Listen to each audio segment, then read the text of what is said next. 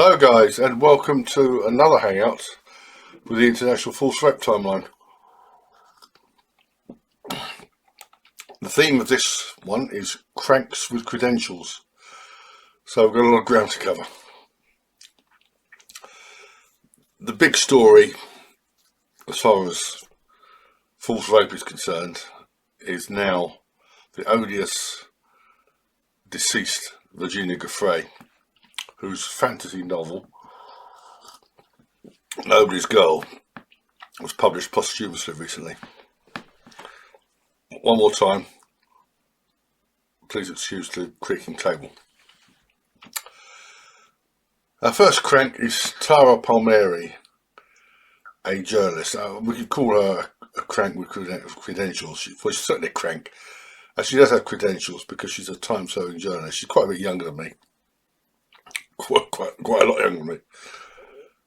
But she graduated with a degree in public communications. She's worked for CNN, ABC as well, and other outlets. And she's as thick as pig shit. She's been going on and on and on and on and on about Sweet Virginia. She actually wasn't just met her, she travelled with her trying to recruit women to make allegations against Jeffrey Epstein and others. I don't doubt her sincerity, but she's thick as big shit. She believes everything Giuffre said. She believes the Katie Johnson case. She calls us the missing link between Trump and Epstein. Her YouTube channel was started about the same time as slightly afterwards. She's got about slightly more videos, almost as many. Well, I've got almost as many videos as her on YouTube. I've got lots of videos elsewhere, but about the same amount of videos have been on YouTube about the same amount of time. She's got over 114,000 subscribers, and she's not the most shadow-bound person on the internet. Katie Johnson was some demented female who claimed to have been raped by Donald Trump when she was 13, and she was about to turn up for a press conference, and this was the result. Jane Doe has received numerous threats today, as have all the Trump accusers that I have represented. She is living in fear. She has decided that she is too afraid to show her face. She's been here all day, ready to do it, but unfortunately, she's in terrible fear. In case you don't recognise her, didn't recognise her, that is the odious Lisa Bloom, who's not only an attorney, but the daughter of an even more odious attorney, if you can imagine that, Gloria Allred. She's been here all day. She's afraid.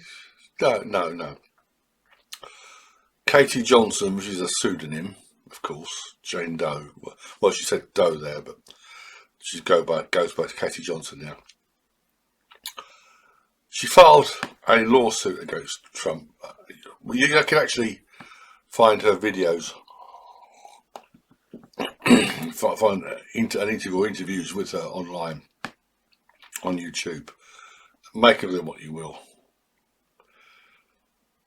She filed this lawsuit and anonymously. It was linked to the media, and then she's afraid. She's feeling death threats, receiving death threats. Yes, yeah. Of course, yeah. All the Trump accusers are represented. Yeah. These women, lawyers like this should be disbarred. One tried it fairly recently with Sean Carter, who goes by the professional name JC. JC, is it? Yeah. Some anonymous bimbo. Well, in this case, it was done through a lawyer. Filed this lawsuit, leaked it to the media, and it's actually been withdrawn. He took a big stand against it. she made allegations which would be clearly ludicrous. This is a well-worn tactic. The idea is to not just to smear the man concerned,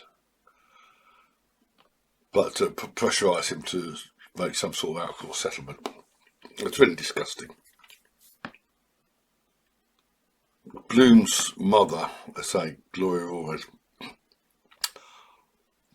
wasn't just Trump she dirtied up, tried to dirty up, it's failed, but Bill Cosby.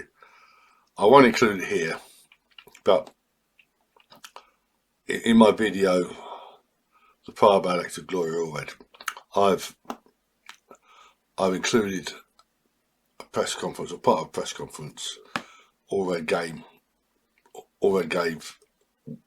with a woman, well, there were three accusers actually. One was Linda Ridgway Whitedeer. Listen to what she says Cosby did to her, and ask yourself why every journalist, every photographer, every person in the room apart from Allred and these three hags didn't burst out laughing. I mean, it's absolutely ludicrous. And one of the false accusers of Jim Davidson, the English comedian, said something fairly similar. This about him, it's absolutely ridiculous. And then Palmeri, she's, what can I say? Here she is talking to Andrew Lownie, an historian. I'm not aware of exactly when Giuffre made the allegations against her husband. I thought it was more recently. She made the allegations in 2010. 2010, really? Gosh. Yeah. I keep going back to this. Other people have noticed this as well, especially Steph the Alter Nerd. 2 or 3 years ago, she made a video. Is Prince Andrew innocent? We're talking here about this photograph. This photograph.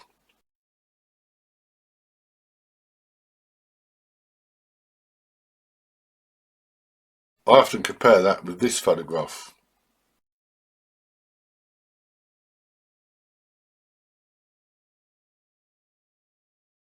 If you don't recognise the two people therein, it's the First Lady of the United States and the serial killer John Gacy. That was taken a few months before Gacy's arrest. He was eventually executed for the murders of 33 men and boys. 33 young men and boys. Monster. What's the connection? Which, you know, it was the First Lady, Mrs. Carter. Was she somehow involved with Gacy's crimes? No. Gacy was involved in democratic politics at the local level when she was visiting or something like that.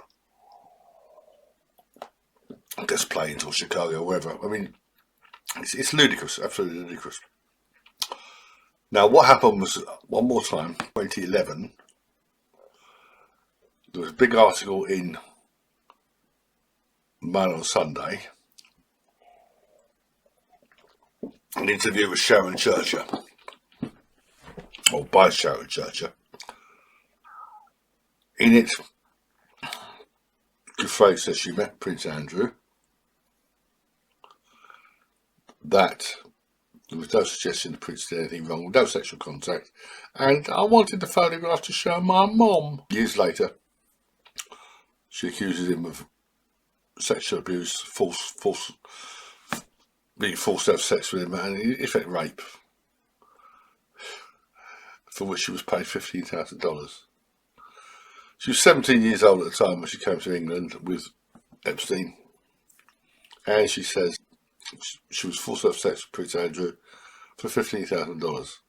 I can think of a few women that have sex with Prince Andrew for a lot less than $15,000. Absolute garbage.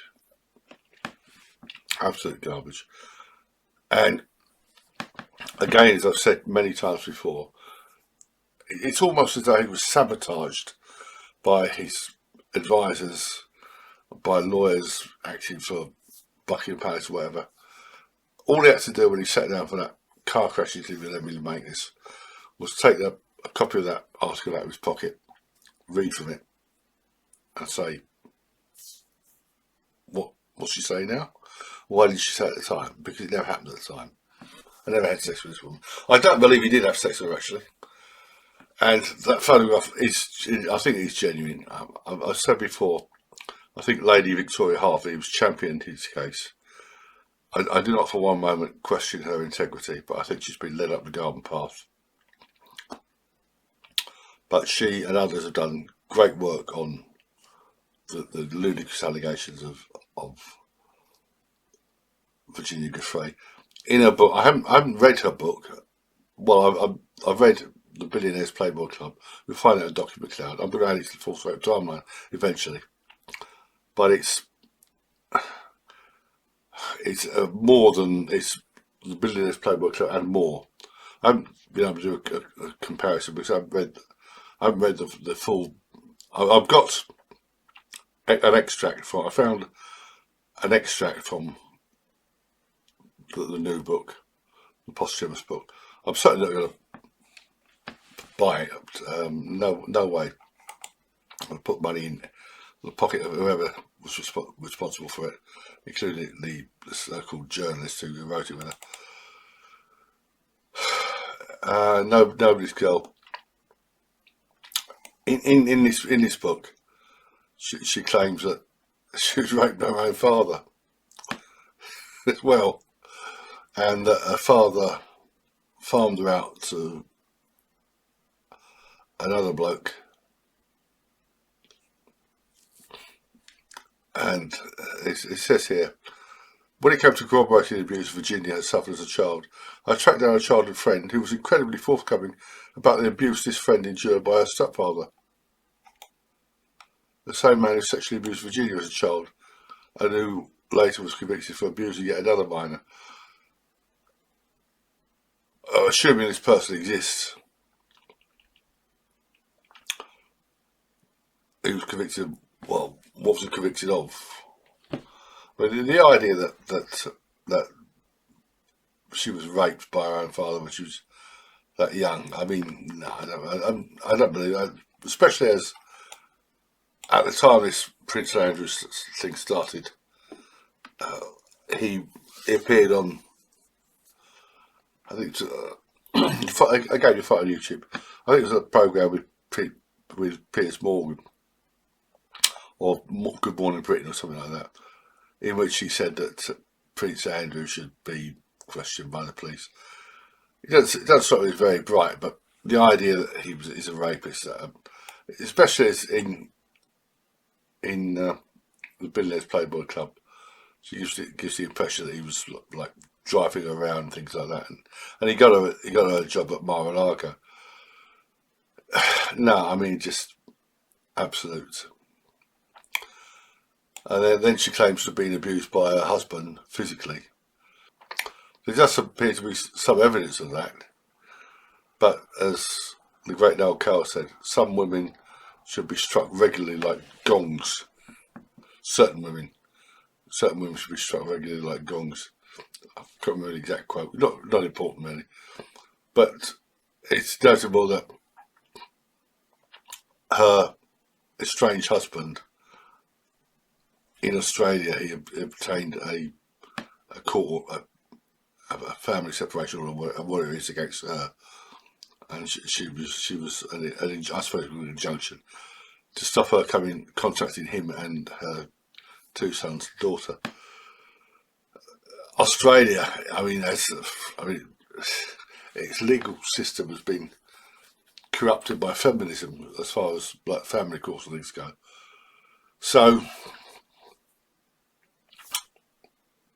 I mean, I think it may well have been that the violence was reciprocal. A lot of domestic violence is reciprocal. Also, bear in mind that Robert Giuffre is a martial artist, and martial artists tend to be reserved. I mean, I'm not saying that a martial artist never hit a woman. That's silly. But generally speaking, they're reserved in their self-control, you know. So we won't know the full situation with that. I'd like to read from a Twitter feed by the American journalist Michael Tracey.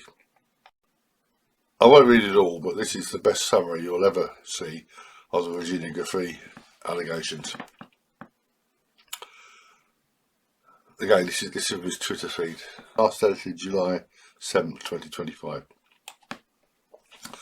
The key Epstein victim, quote unquote, quotation marks, who made the most sensational claims of being trafficked to powerful third-party individuals, Virginia Giuffre, was not even called by prosecutors as a witness in the 2021 Ghislaine Maxwell criminal trial because her credibility was in such tatters. I would add that she should have been on trial with Ghislaine. The whole mythology around this case is largely based on the claims of one mentally unstable serial fabulist, Giuffre, who eventually had to admit in a civil settlement that she had falsely accused Alan Dershowitz of depraved sexual crimes for nearly a decade. I wouldn't call her a fabulist, it's a rather exotic word. I wouldn't call her a Munchausen sufferer either. She was just a plain serial liar. Don't let's stress it out. The Dershowitz case is very... I'll come back to that. Nonetheless, she was able to eventually extract a few £1 million from Prince Andrew, the only other third-party individual she actually sued, despite naming a huge array of prominent individuals over the years with zero credible evidence and despite having the dogged assistance of some of the most high-powered attorneys in the world. Prince Andrew was in the throes of a PR disaster after his infamous 2019 BBC interview, so opting for a settlement with royal family funds rather than standing trial in the US was probably the sensible course of action from his perspective. When he says standing trial, I presume he means civil case. This was the sole third-party settlement Giuffre ever successfully reached, despite claiming she was trafficked to an extraordinary cross-section of prominent individuals including George Mitchell, Bill Richardson, Marvin Minsky, etc. None of the women who testified in the Maxwell criminal trial claimed they were trafficked to third parties. In fact, the Maxwell trial, I really don't know what it was called trafficking at all. There was no cameras in the courtroom, but I listened to and read quite a few reports about it, and I found it difficult to see any crimes there apart from minor indecent assault. As I said many times before, on that basis, in Britain, Maxwell would have got 3 years, 5 at the very outside, and I can't see Epstein would have got much more. I mentioned the Dershowitz case. She made these allegations against Dershowitz and ended up suing one another.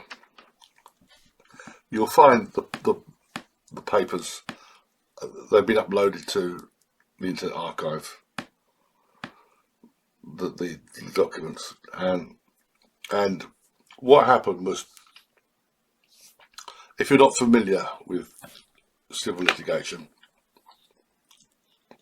in some sense it's similar to criminal cases. At one point you have discovery. In a criminal case, the prosecution will give discovery. The defence may disclose an alibi. Expert reports on that. But in a civil case, you have like pleadings and further and better particulars. You may have depositions. At some point, you reach discovery or disclosure, in which both parties serve on each other a list of documents on which they rely in order to prove their case. She had no such documents. There was no evidence she'd ever met Dershowitz. Dershowitz was a lawyer acting for, he was on the Epstein legal team. And she realised this. She showed absolutely no evidence. and she backed down. She withdrew. She said she may have confused him with someone else. And I couldn't believe the magnanimity Dershowitz exhibited. He accepted this. It wasn't even an apology. He said, I may have been confused because at the time I was on Xanax, yada, yada, yada. It was a terrible time in my life. This is absolute garbage. Alan Dershowitz is a very recognisable individual. He's a long-standing academic, appellate lawyer, author, and he's appeared in media many, many times. And he's got an interest in rape and false rape cases and sexual harassment going back decades. He's written. He was on the Mike Tyson team, most infamously the O.J. Simpson team, which wasn't a sexual case, but he was on the Mike Tyson team. And it's just, I mean, apart from that, I think that, like the falsely accused Brett Kavanaugh, Dershowitz would have been able to establish where he was every day of his life for the previous 30 years. He was never, and when he says he was never in the same room as Virginia Giuffre, he never was. But the idiot Tara Palmeri believes her. So, I mean, what can you do with these people? Anyway, back to Michael Tracey. This guy's mustard. If you can watch his interview with Winston Marshall, Giuffre, clearly in the grips of a worsening psychological crisis, died earlier this year. Unfortunate, but it doesn't change the fact that so many of her wild, extravagant claims turned out to be totally baseless, despite serving as the evidentiary foundation for this blinkered Epstein mythology, which continues to persist despite an increasingly tenuous connection to any observable reality. Having been egged on recently by the likes of Pam Bondi and Dan Bongino, playing to the fevered imaginations of right-wing social media. That's a bit unkind. What happened? When Trump became president again, he promised that all the papers would be disclosed. Bongino, Kash Patel, Bondi and doubtless others went into this expecting to find some great sex trafficking ring, and there's nothing there. There are allegations. Now, the claim that the Epstein client list is being kept secret is garbage. And again, Dershowitz has pointed out the reason why the names haven't been disclosed. Well, one of the reasons. One is that there are false accusers there. He wants everything disclosed. He says that the names of everybody who's being accused of doing things with or due to Epstein, including the Prime Minister of a certain country, which I won't name, because I don't want to be branded anti-Semitic. It's all in the public domain anyway.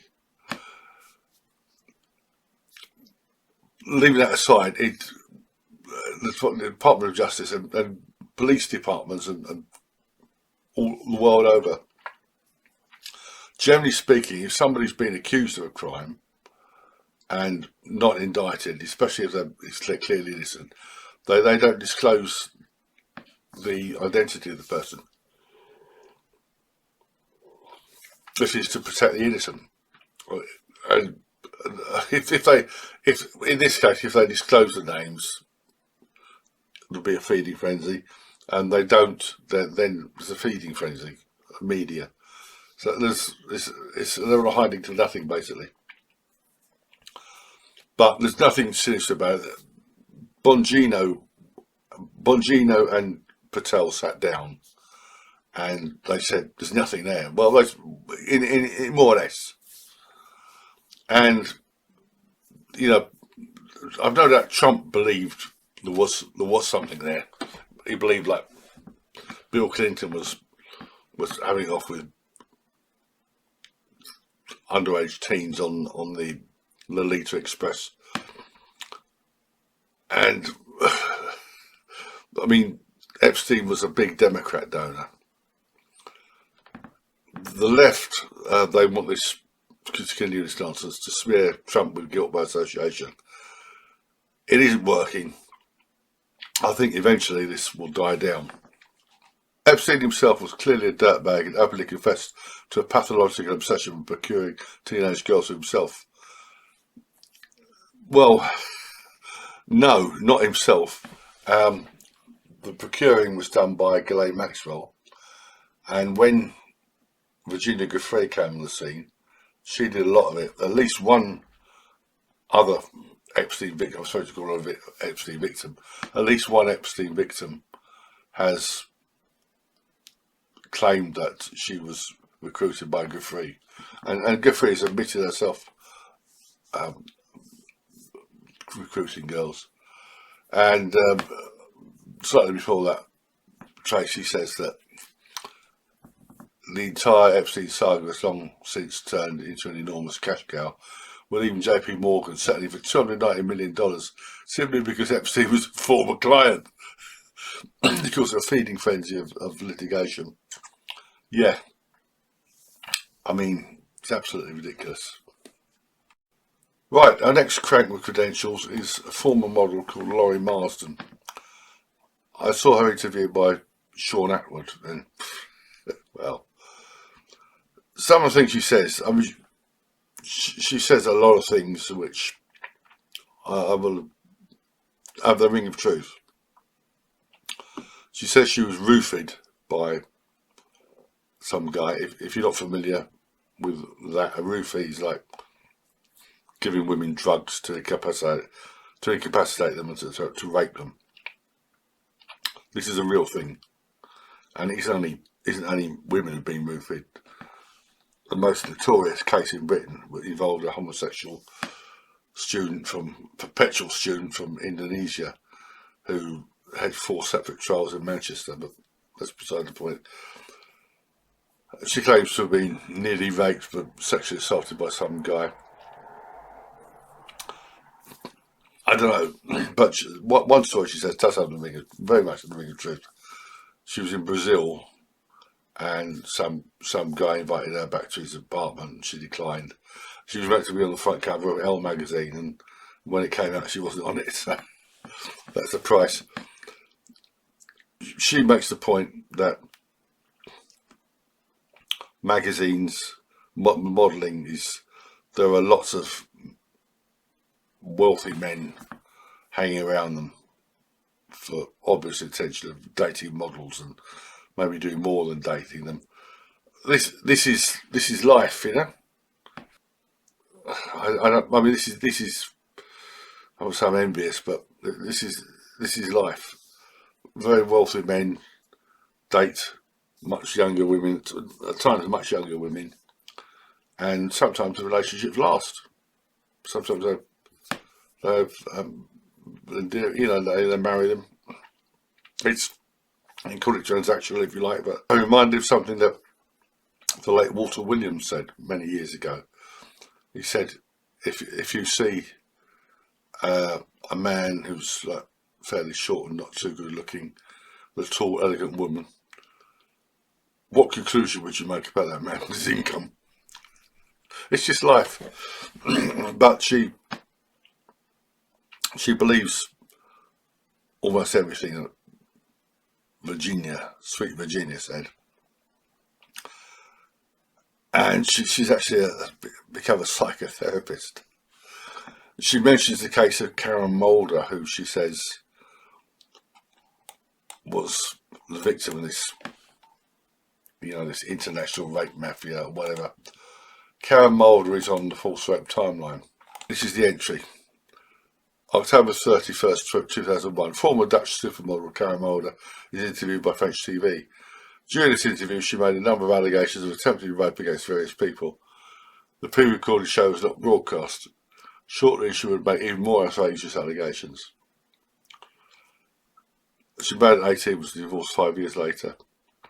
On December 31st, 2001, the Glasgow newspaper, The Daily Record, reported she had been raped by 2 bookers, whom she reported having them fired. People tried to kill her, all sorts of crazy stuff. Laurie Marsden, the first part of this, she says that the implication is that Karen Mulder was telling the truth and that she's being silenced or nutted off or whatever. However, she was said to claim to have been raped since childhood. At the time of this report, she was in a psychiatric clinic. In December 2002, she took a drug overdose, went into a coma, and was lucky to survive. On June 30th, 2009, she was arrested in Paris for threatening a female plastic surgeon. And I put her madness down to drug abuse, not to sexual abuse. This whole bit about psychotherapy is garbage. Marsden says that this is not reliving trauma, but expelling trauma. And she's opposed to statutes of limitations. Well, we've seen what happens when statutes of limitations are removed. It means demented women, at times men, make allegations against celebrities, not just celebrities, but former school teachers, sports coaches and whatever. And the police go trawling for victims and they find them by the score, and innocent men end up in prison, their lives destroyed. I've got a couple of things here, personal anecdotes about modelling and about therapy. Early on in my very eclectic journalistic career, I wrote for a model newspaper. You'll find my articles in the Internet Archive as well as on my main website. And the attractive young women, the editor of the journal, which really left a bad taste in my mouth, was a con man, and he ended up marrying, or I think he married, a very attractive redhead, about 30 years his junior, and had a kid.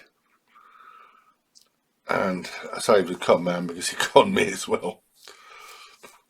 So she might have been seduced, but nothing irregular, nothing illegal, no trafficking, nothing of that nature.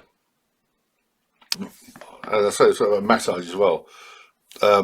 Epstein had the thing about massage. I've had lots of massage, never for erotic reasons. I had some the other week.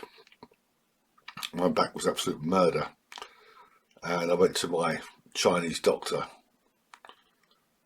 and I usually have acupuncture and massage and those cup things.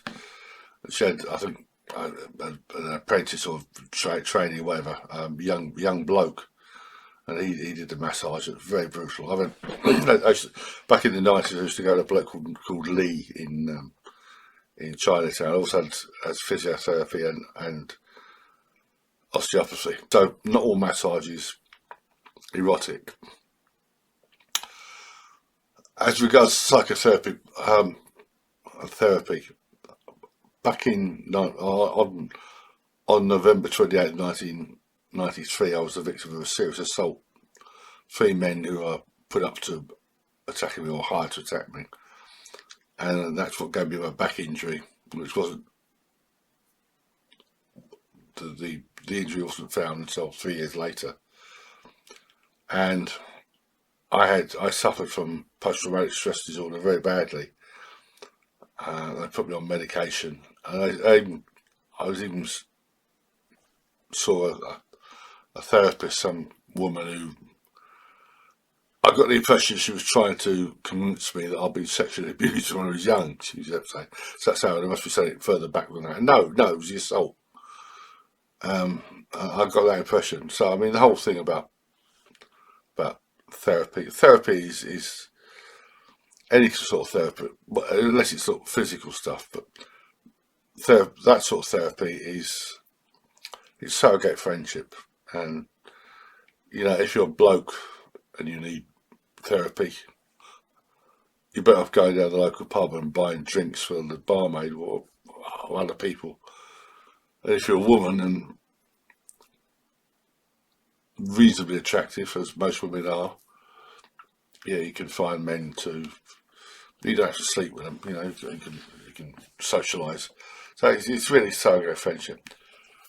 So I mean, I don't like to call Laurie Marshall a crank, but she's got cranky ideas, and not everything she said to Atwood, not everything she told Atwood was the usual rubbish. But I wouldn't take seriously most of what she said, or anything what she said about Virginia, Sweet Virginia. Sweet Virginia was a disgusting little whore and a child sex trafficker. She split with Epstein when he sent her to Thailand on her own because she was a trusted lieutenant. She met her future husband, and that could have been a fairy tale ending, but when the FBI came looking for her and the Daily Mail, she decided to trash people left, right and centre. And she made a lot of money out of it. And she's dead. And as I said before, I'm not glad she's dead. I'd rather have seen her standing trial alongside Ghislaine Maxwell. Everything about her is mythology, but the papers will continue to print this rubbish and YouTube, but there are people who will tell the truth. Yours truly is one. Michael Tracey. There are other people out there who've done. A bloke named H.G. Tudor, who writes a lot of. Well, I say writes. He has a YouTube channel, but it's mostly just talk. He spends a lot of time disparaging Meghan Markle, an odious woman, but nowhere near as odious as Sweet Virginia. But he made a very good video about Sweet Virginia, and other people as well have not been taken in by her. Right, let's move on to something else. That something else is actually someone else, John Wedger. John Wedger is a former police officer. He was a detective constable in the Metropolitan Police, not a senior detective as some people have claimed. He's a crank, and he's also, although he may not realise it, a grifter. He's done a lot of work with Sean Atwood. On April 25th, 2022, at 20:47, I received a phone call from Atwood, who said he wanted me to appear on his podcast the following Monday at Guildford. And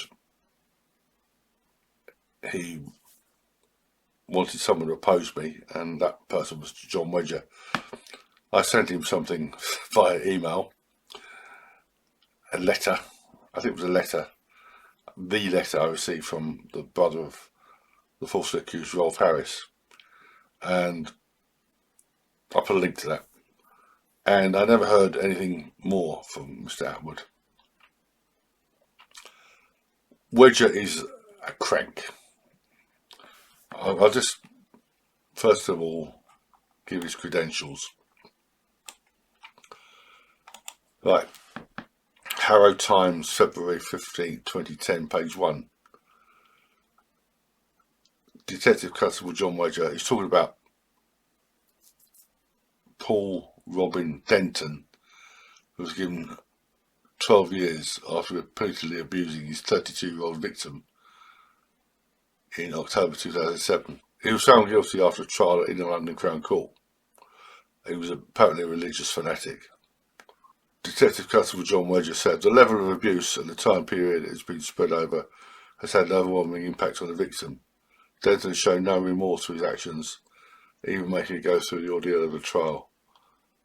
I hope knowing he's been held accountable for his actions will go some way to helping his victim come to terms with what has happened and allow her to move forward with her life. And it goes on. That's Detective Constable Wedger. This is police appeal for witnesses following fatal. This is from Newsbank, so that's what it says there. Detective Constable John Wedger said the road was apparently very busy at the time of the collision, and we would ask anyone who saw the incident to please call us. And the last one. This is after Wedger had left the police. Sometime after. This is child exploitation underreported, and this is from Newsbank, so it stops there. Press Association Newswire, September 21st, 2020, page 1. Christopher Jacobs, representing retired police detective John Wedger, told the inquiry, "My client's evidence is that child exploitation is happening in plain sight," as indeed it was in the grooming gang scandal. And there's a quote here from someone on behalf of the Centre for Women's Justice, which is nothing to do with justice. I'll put a link to my article about the canonisation of Emma Humphries. I'll put that below. After he left the police,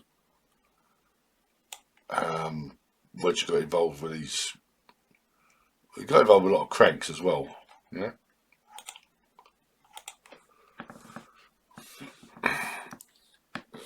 He claims to have been nearly forced out of the police and to be subject to a certain amount of persecution. He was back in the news recently, in September, making all sorts of wild claims on the back of this is Susan Hall talking at the odious Sadiq Khan. Sometimes. Okay, let me make it clear. Sorry, I wasn't clear enough. I was told I shouldn't be saying rape gangs. They are rape gangs. I'm talking about rape gangs. I'm not talking about country lines. But to go back, nobody likes me saying rape gangs, although they are rape gangs. Grooming gangs that I would call rape gangs. Tell me about them. How many of those have we got? Not country lines, those particular groups. To avoid any misunderstanding, can she define what she means by that? Yes, if you look at what's gone on in Rotherham, where there are people taking young girls, grooming them for sex, that is what I'm talking about.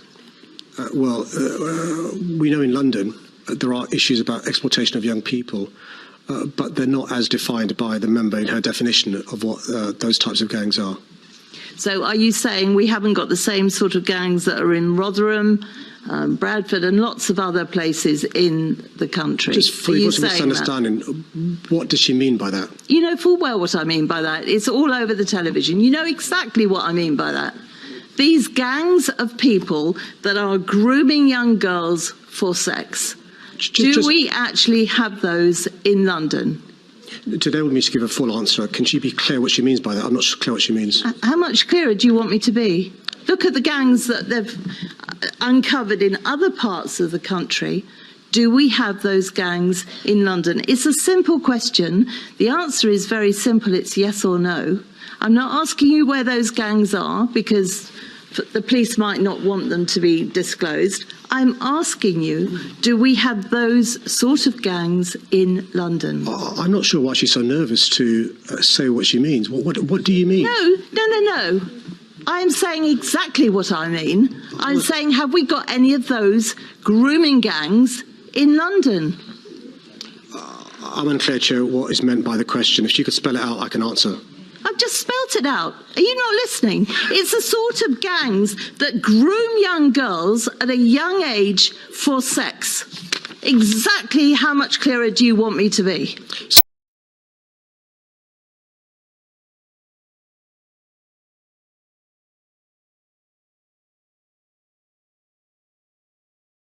The big controversy at the moment is there have been these gangs all over the north of England and elsewhere, Oxford as well.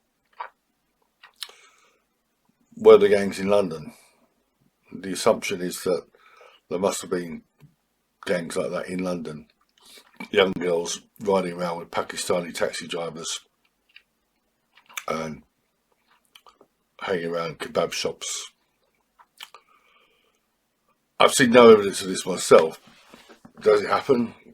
Is there sexual exploitation in London? There's sexual exploitation everywhere. I would like to think it isn't on the scale of what was turned up in the north of England. Let's say London is a massive place, a massive population, but I really do think it was, how can I put it? I don't think that there was the same set up in London, in the north of England. It wasn't just Pakistani taxi drivers and the like. You had councils and police officers involved, corrupt police officers. There were two former police officers arrested last December in relation to this. And I think the structure of the councils and whatever up north, where you've got really large insular Pakistani communities, which you don't really have here. I think that's contributed to it, but Wedger was somebody from the Daily Express found him or whatever, and he's been yakking about that. This video will give you some idea of just what a nutter he is. Peter Sutcliffe is a strange one because... Is that the mass murderer? Yeah, the Yorkshire Ripper. Yeah. And he says something really strange because he goes on about the last murder, because he was just murdering prostitutes. And I actually knew one of his victims who got away. And he allegedly murdered one girl who was totally out of the profile, wasn't a prostitute, was a young girl. And when they interviewed him, he was saying something like, I didn't want to kill her, but my master was telling me to kill. And they always said it was God telling him, but he never identified it as God. He said, my master was telling me. I looked up and my master was telling me to kill. And he whacked her head in with a hammer. And there was rumours that was Savile, was telling him to kill. And the body was found in Roundhay Park near to Savile's residence. Yeah, so Jimmy Savile controlled the Yorkshire Ripper. I've got an anecdote here. I was actually, in a very broad sense, I was actually suspected of being the Yorkshire Ripper twice. At that time, I was living in Leeds. I was working at Holbeck Depot. I was walking home one night, and a woman had been attacked. I can't remember who it was, but it wasn't a Ripper killing.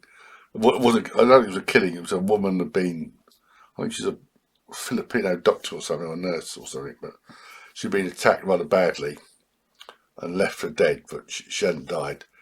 And there's a big hoo-ha about it in the police. So I was walking home one night, about 2:30 in the morning. Yeah, morning, yeah.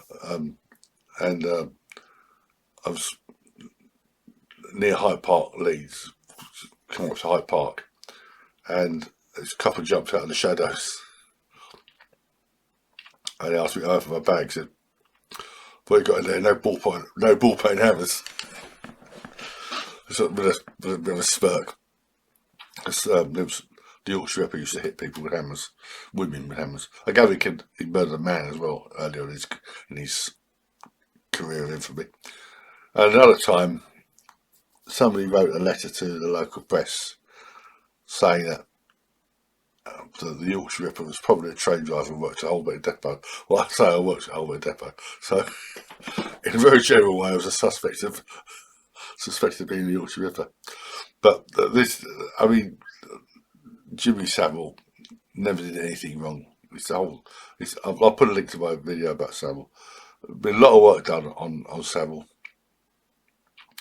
by the late Suzanne Cameron Blackie, who blogged as Anna Raccoon. There's a guy who blogs as More Larkin. There's another bloke as well, Rabbit Away. And they totally deconstructed the Savile myth. But you still find these cranks pushing it. Wedger he's also been involved with the Holly Gregg campaign for a police officer, a former police officer. He's a bit gullible. Now, having said that, he's done a lot of talking on lots of other things, crime stuff, which is, genuine. But when it comes to these grooming and satanic stuff, what we shouldn't forget is that there have been witch hunts galore in this country in recent years. There were the whole series of witch hunts of former school teachers and stuff. A bloke called Richard Webster wrote a book on it. Probably more, I think more than one, but he wrote on it quite extensively. Trawling for victims. There was the witch hunt of John Leslie. He's on the Full Soap timeline. That was outrageous. There's the Operation Yew Tree witch hunt. There's the Elm Guest House hoax. And then we had the VIP paedophile hoax. They went after John Britain, who died at some point, and Britain's most senior soldier. It was all on the basis of one bloke who actually was a paedophile. And yeah, that was something like, I think it's a 16-year sentence.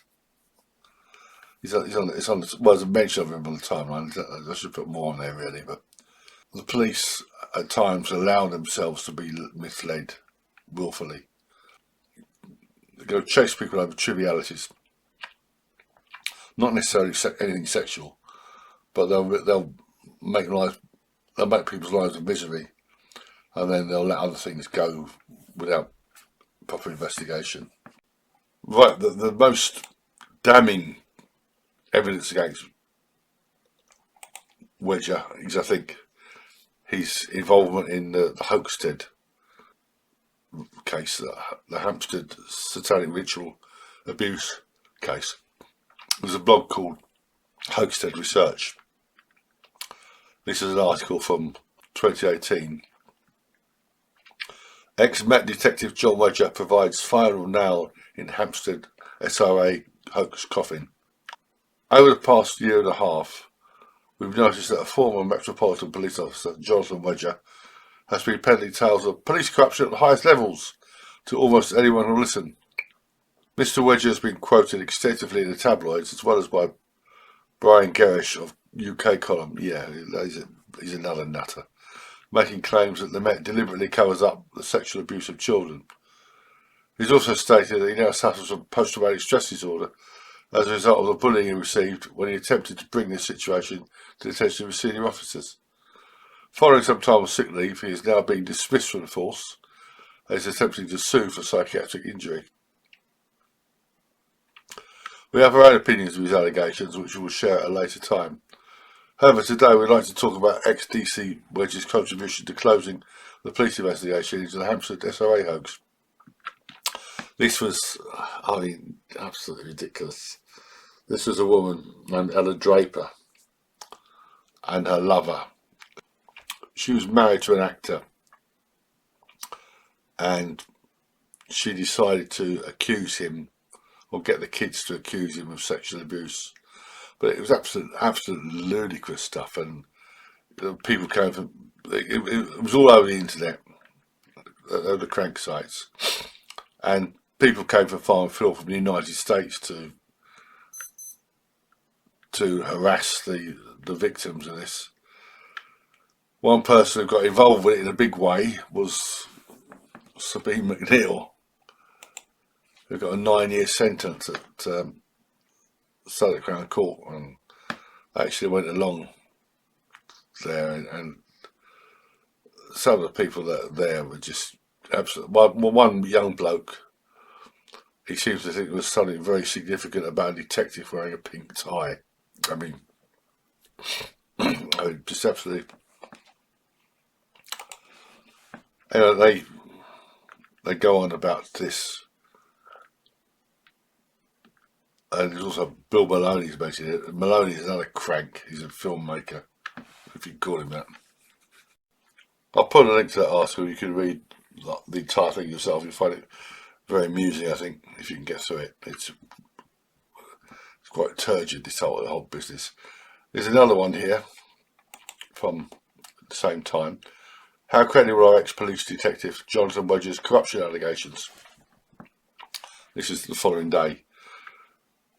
Yesterday we discussed how former Metropolitan Police Officer Jonathan Wedger, currently the darling of the Truther set, Truther, you know what I mean, played a key part in demonstrating to police that the Hampstead satanic ritual abuse case was in fact a hoax. Given ex-DC Wedger's current affiliations with Hampstead hoax pushers such as Bill Maloney, Lou Collins and Brian Gerrish, we very much doubt this news will be welcomed in some circles. Since mid-2016, Mr. Wedger has been trying to gain publicity for his claims that the London Metropolitan Police are engaged in a widespread cover-up of child trafficking, formerly known as child prostitution. Yeah. We should not forget that. And that, as a whistleblower, he was targeted and bullied by his superior officers. He says that this bullying caused him serious psychiatric injury, that his pay was cut in half, and that he was forced into early retirement. First, let us emphasise that there is nothing inherently wrong with his attempting to publicise these concerns, because child trafficking is a serious problem.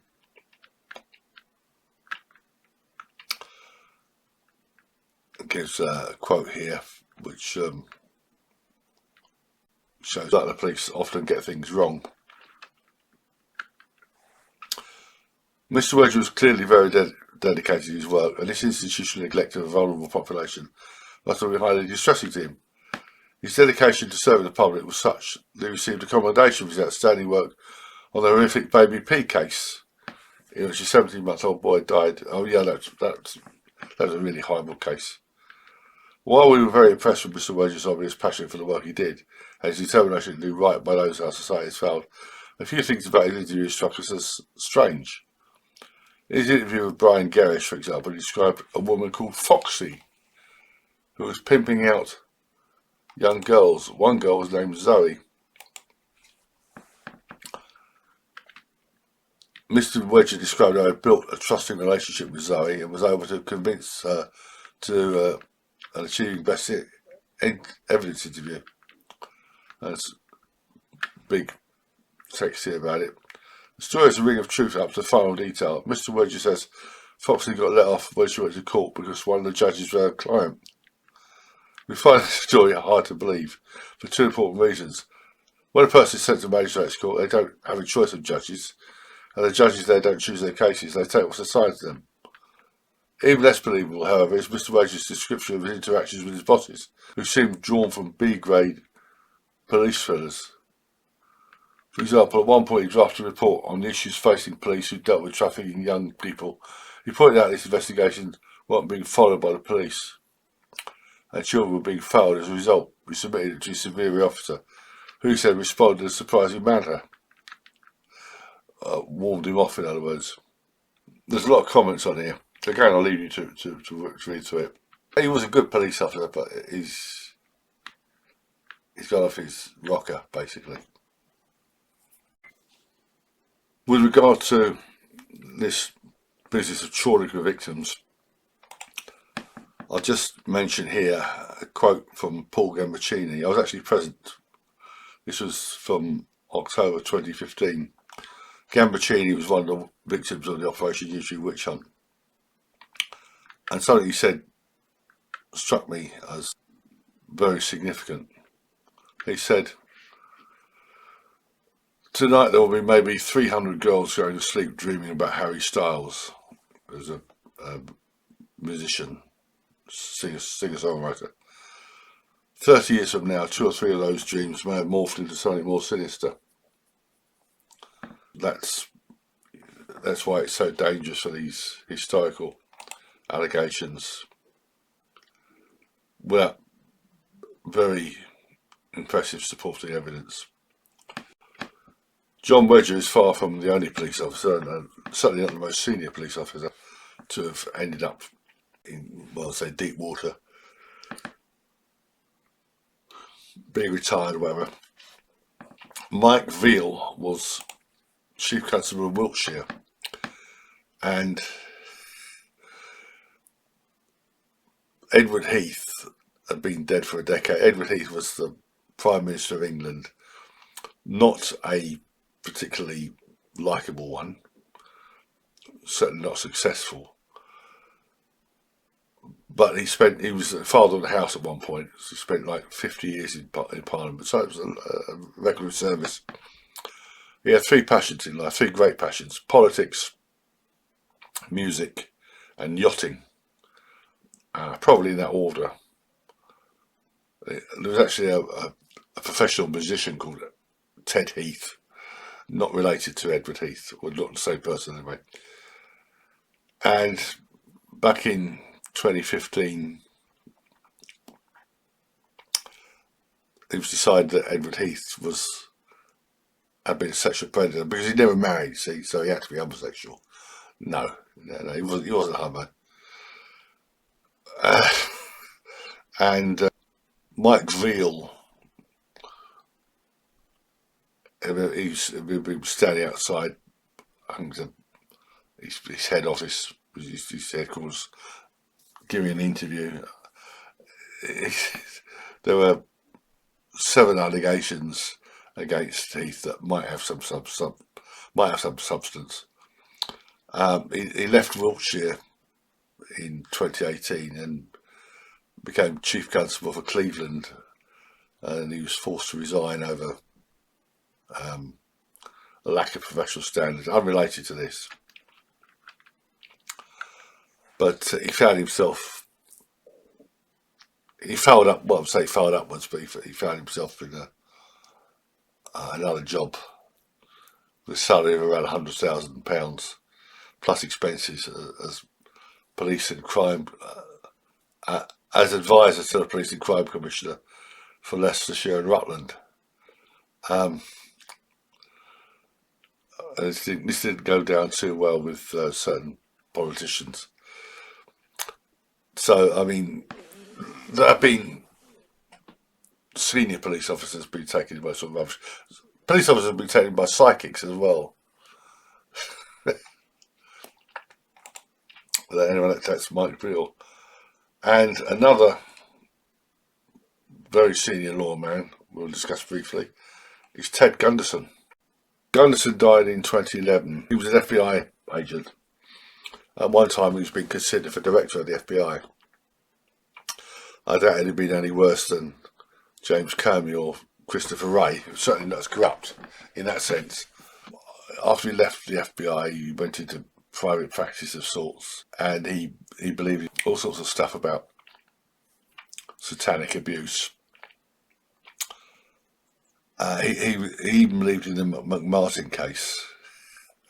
You'll find that on the timeline. It's a notorious case from California, the McMartin's preschool case, which is based almost entirely on some demented female, and they put a family through hell, especially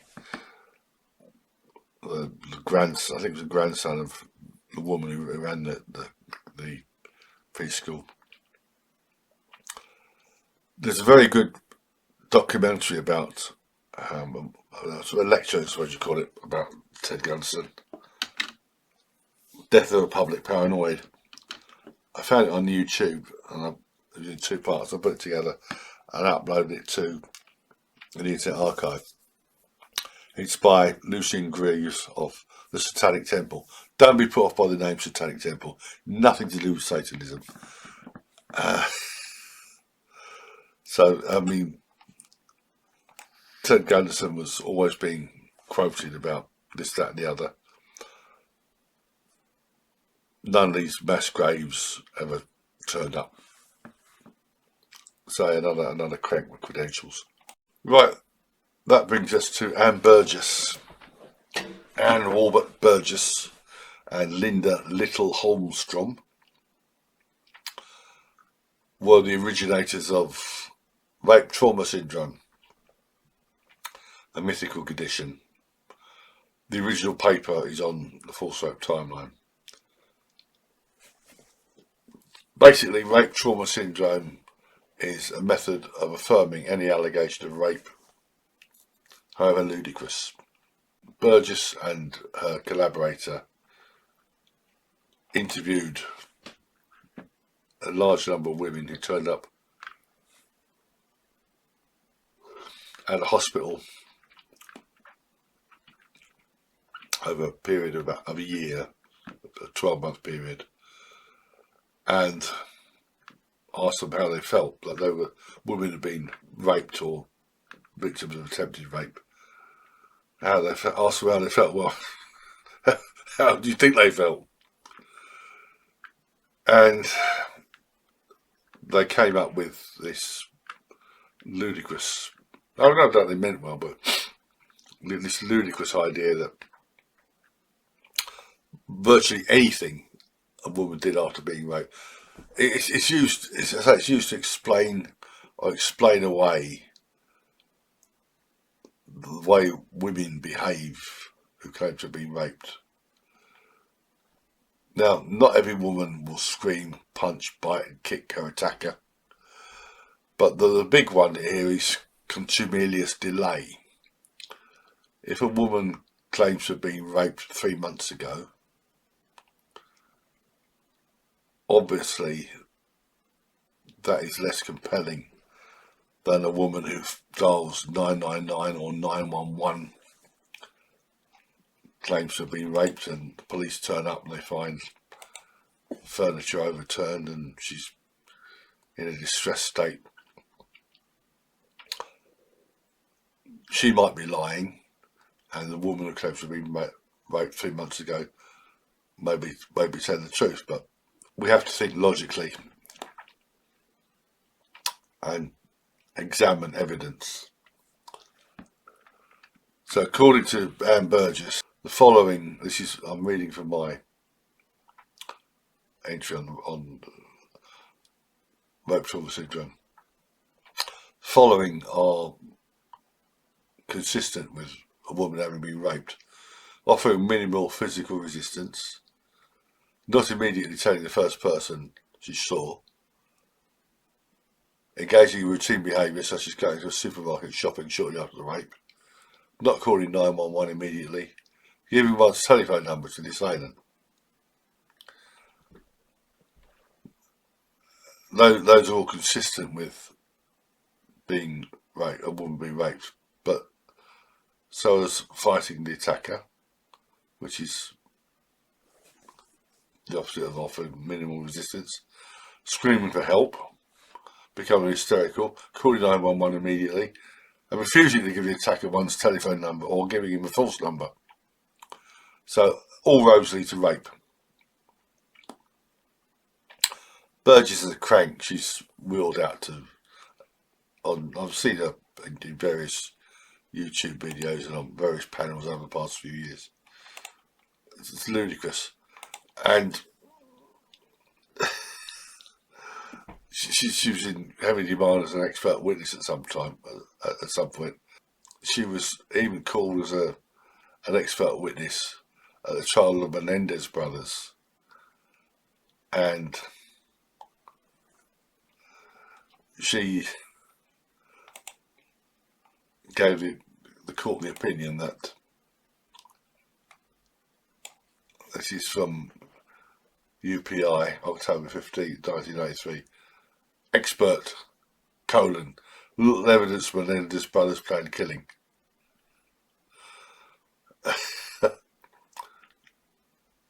Dr. Anne Burgess testified for the defence that she believed the crime scene showed the killings were not planned by Lyle and Eric Menendez, who claimed they killed in a frenzy of fear that their parents were about to kill them. Not planned. I mean, they bought the murder weapons using false names. They fabricated an alibi with cinema tickets. I mean, absolutely ridiculous. What can I say? Absolute quackery.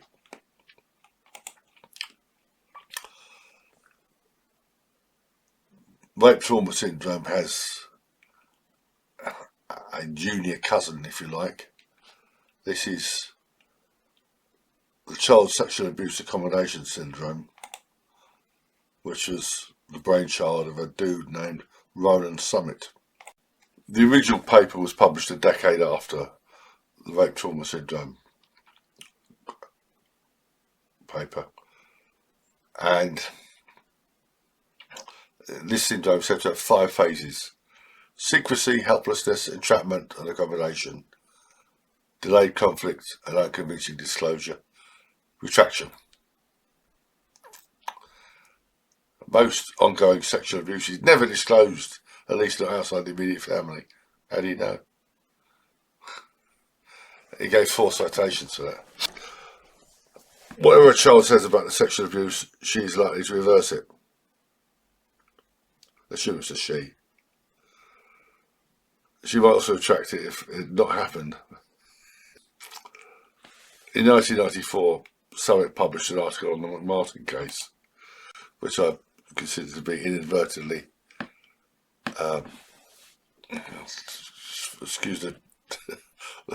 excuse the quick example again, which I consider to be inadvertently amusing. It believed the tunnels theory. So children never lie. There's an interesting letter which I found. It's on the Full Soap timeline. This is a letter published in the London Times on November 22nd, 2014 by Elizabeth Clark of Sheffield. Sir, although it is appalling that abused children were not always believed in the past, the pendulum is swinging too far in the other direction.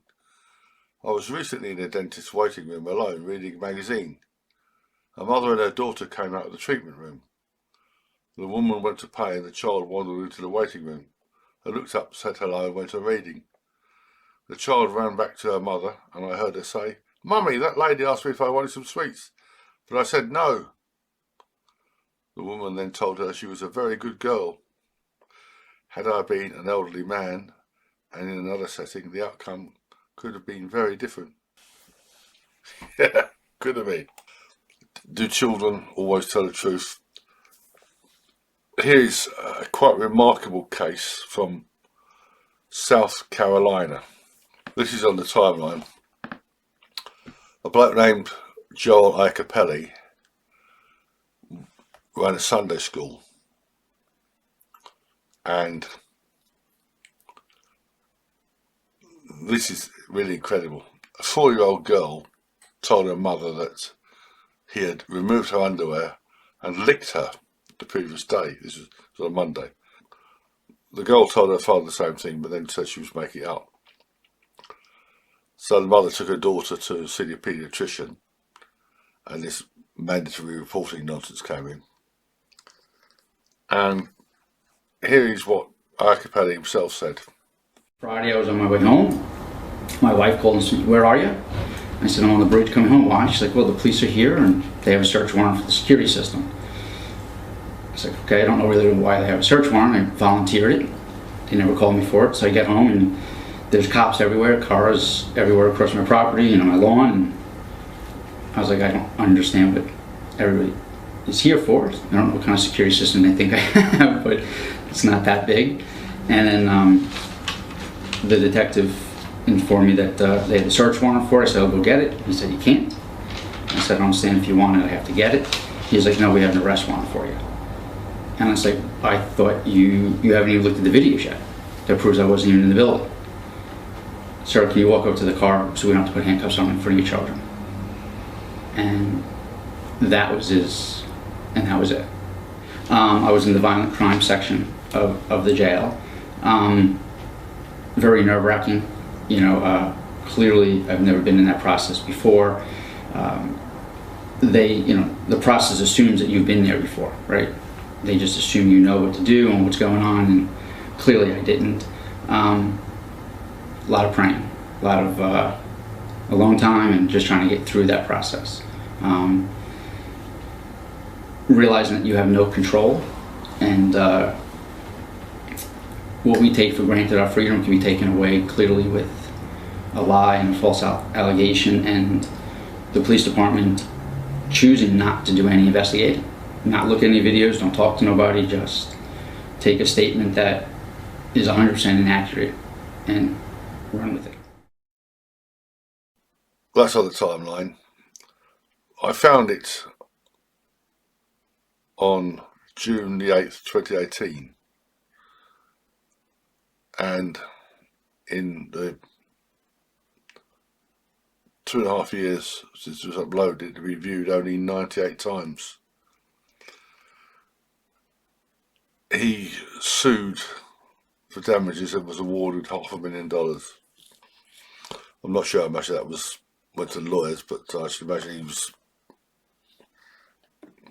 quite enriched after that. But by the same token, I think he much preferred not to have been so accused and not to have gone through what he did.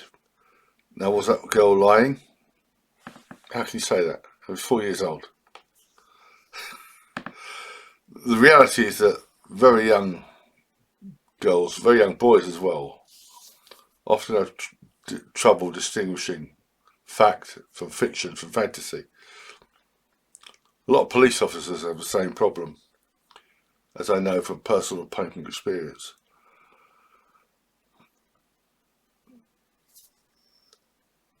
The whole thing about believing the children is complete nonsense. Now imagine if this girl had, instead of saying that then, if she'd like 3 or 4 years later, if she'd made the claim that this happened then, yeah. I mean, he was lucky because not only was the CCTV all over the place, but he wasn't at the school at the time, the Sunday school. He wasn't there. He was away somewhere. It's so dangerous. I've no doubt there are many hundreds of innocent men, not just in our prisons, but being walking around falsely stigmatised as child sex abusers, not to mention ordinary rapists, because of this sort of nonsense. Finally, the cranks and liars of Rape Crisis, the Rape Crisis Network. It doesn't always go by that name. There's Women Against Rape in Britain. There's various organisations and outfits. They're usually funded by local authorities and national government. They're charitable status, but they get funding from government sources as well as private funding. And the women who run these are utterly contemptible. There's Lisa Longstaff of Women Against Rape. Then there's Lisa Avalos, an academic, an American academic. You can tell from her haircut she has little interest in men, except as perpetrators. And she wrote a series of papers on rape. Prosecuting rape victims while rapists run free, policing rape complainants, the chilling effect, victim recantations. Victim recantations addressing gender violence in sexual assault response and investigation. This is by Heather Hudson, Lisa Avalos and Kimberly A. Lonsway. All 15 pages of it. Training Bulletin Series, Part 4 of the End Violence Against Women International. Basically, they say believe women, or it's always believe women. This paper has acknowledgements which include Jim Hopper, who I'll put a link to the video I made about him. He's a crank with credentials who took the aforementioned Brett Kavanaugh allegation by Christine Blasey Ford into that seriously. What can you say? These people, overwhelmingly women, but a few men, mangina academics, they want more convictions. If a man is accused of rape, they want him convicted. If a man is accused of child sexual abuse, they want him convicted. If a woman makes a blatantly false allegation, there's absolutely no way it could be true, but they don't want her punished. Very occasionally, a woman can be prosecuted for wasting police time, but ordinarily, they should not receive any punishment at all, because this will discourage real victims from coming forward. They have that phrase. Anyway, there's a lot there. I'll probably take me 3 or 4 days to edit this.